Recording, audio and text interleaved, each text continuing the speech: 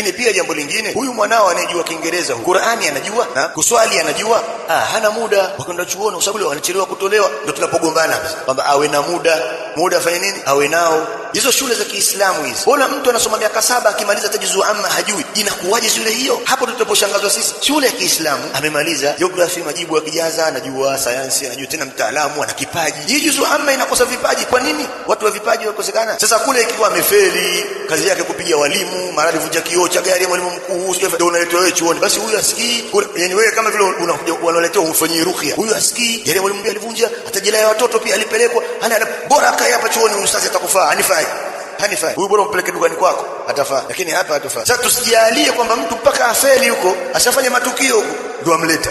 Dini pia inataka watu wenye akili kuliko mnavyodhania. Hesabu za mirathi katika Uislamu hazikosei, hakibaki kitu. Imekaa hivyo hivyo hesabu hiyo. Hakuna mtu anayejua kuliko Uislamu ulivyoweka nidhamu hiyo.